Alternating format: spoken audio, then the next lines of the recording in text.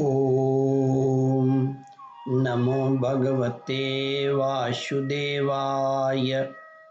श्रद्धालु भक्तों, श्रीमद्भागवत महापुराण के 10वें स्कंद के पूर्वार्ध के 14वां अध्याय के अंतर्गत ब्रह्मा जी के द्वारा भगवान की स्तुति का प्रस्तुतिकरण करूंगा।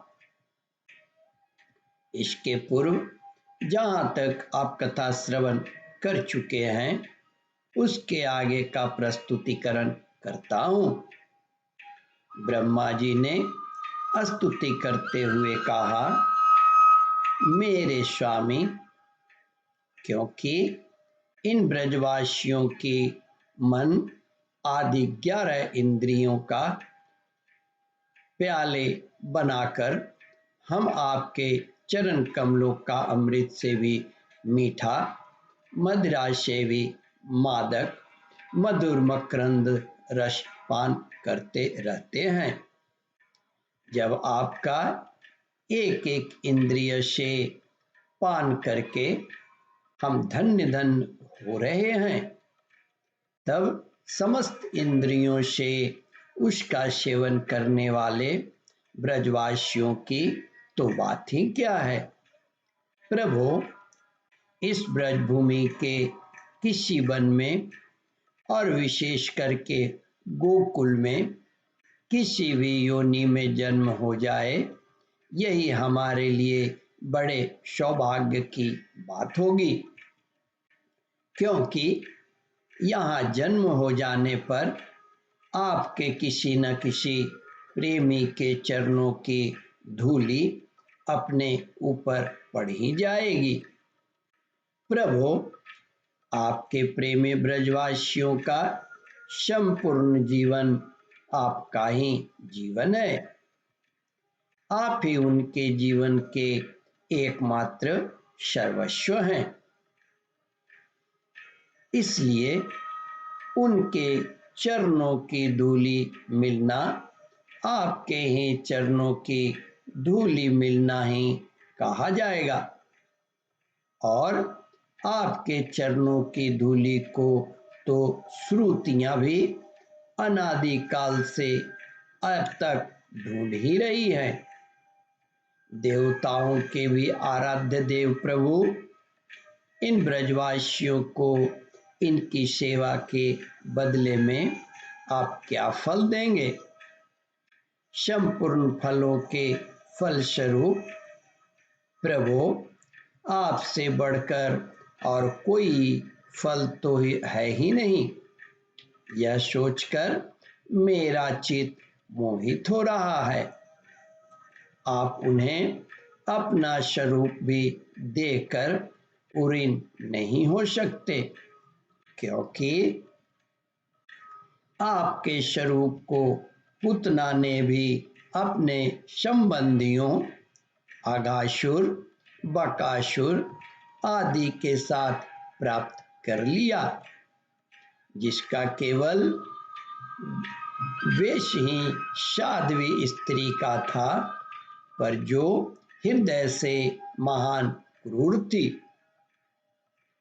फिर जिन्होंने अपने घर, धन, स्वजन, प्रिय, शरीर, पुत्र, प्राण और मन सब कुछ आपके ही चरणों में समर्पित कर दिया है, जिनका सब कुछ आपके लिए ही है, उन ब्रजवासियों को भी यही फल देकर आप कैसे उरीन हो सकते हैं?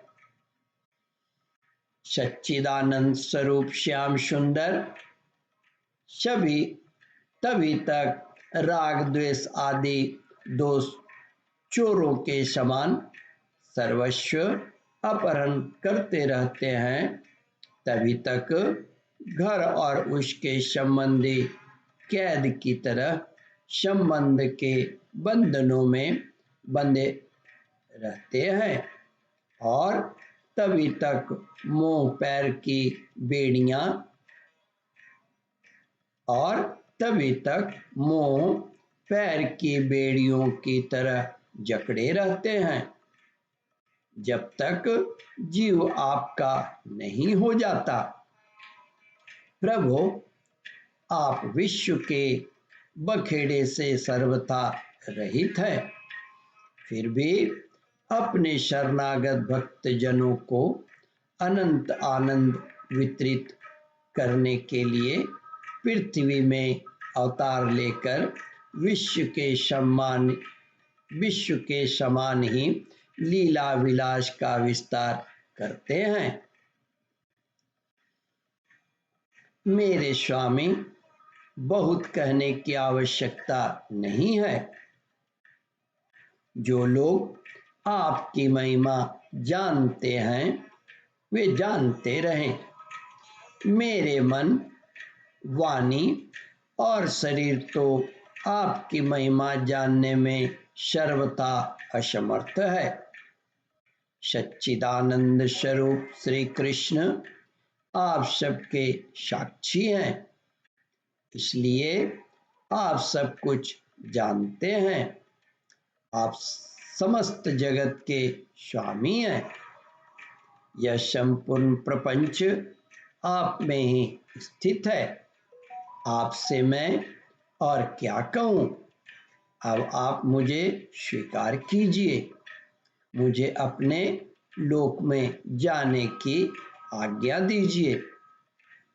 सबके मन प्राण को अपनी रूप माधुरी से आकर्षित करने वाले श्याम सुंदर आप यदुवंश रूप कमल को विकसित करने वाले सूर्य हैं। प्रभु, पृथ्वी, देवता, ब्राह्मण और पशु रूप समुद्र की अभिवृद्धि करने वाले चंद्रमा भी आप ही हैं।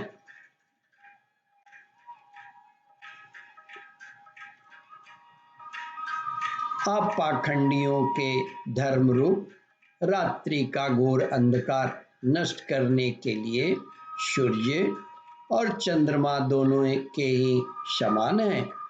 पृथ्वी पर रहने वाले राक्षसों के नष्ट करने वाले आप चंद्रमा, सूर्य आदि समस्त देवताओं के भी परम पूजनीय हैं।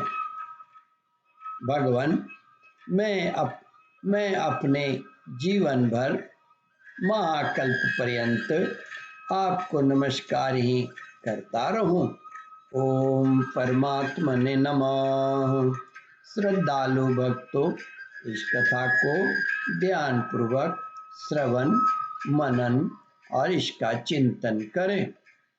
इस कथामृत का रसास्वादन अपने बंधु बांधवों को भी करावे। इस वीडियो को शेयर और सब्सक्राइब करें। ओम परमात्मने नमः।